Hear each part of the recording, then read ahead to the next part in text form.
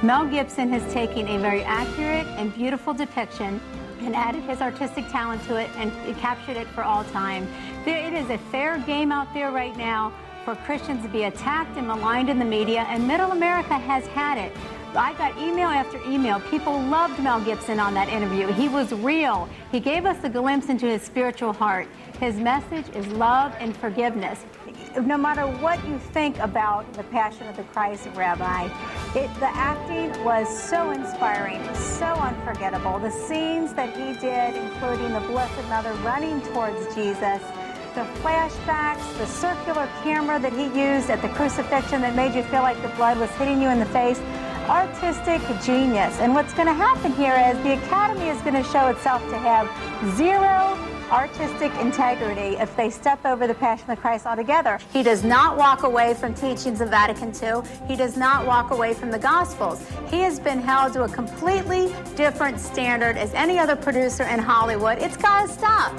Millions of Christians around the world have locked arms with him, thanking him for making this and preserving this for us for all times. And I'll start with you, Jennifer Giroux. Is there really anything government can do or can do about it? Well, I support what John McCain says. They should absolutely regulate it if baseball is not going to handle it themselves. I grew up in Cincinnati, Ohio, where Pete Rose was kicked out of baseball for betting. And by doing that, a lot of Cincinnatians were outraged, but they were trying to uphold the integrity of the sport.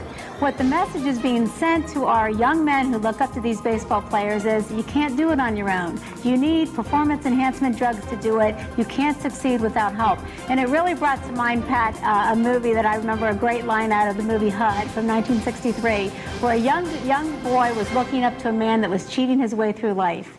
And in that movie they said, the look of the country changes by the men we admire. There's a lot of behavior that goes along with how a woman responds to any man at a party. I agree that women aren't dumb, and some of them actually set out to go after married men.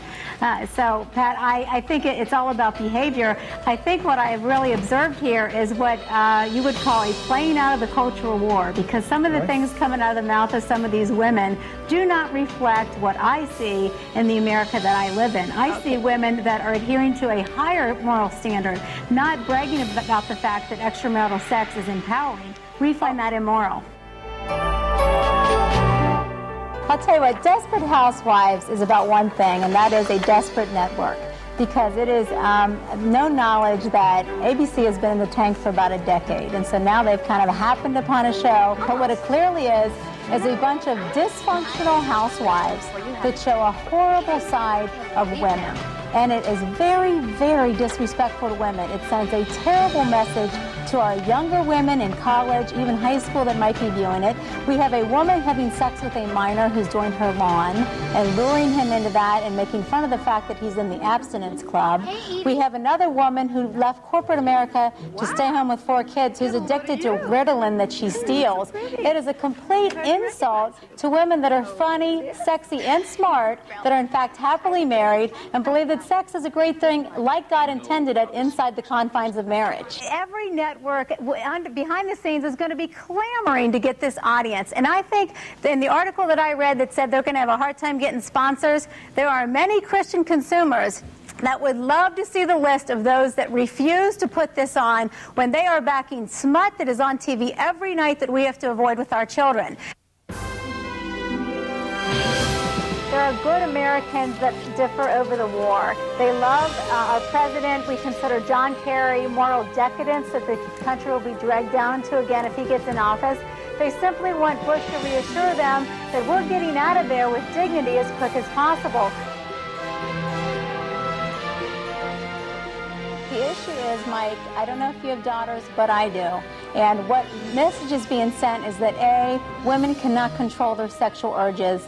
Do what you want. This is a great thing. This makes you a happy person. When in fact, reality is, women have now come after 20, 30 years of empty advocacy by the National Organization of Women that sexual freedom does not lead them to happiness.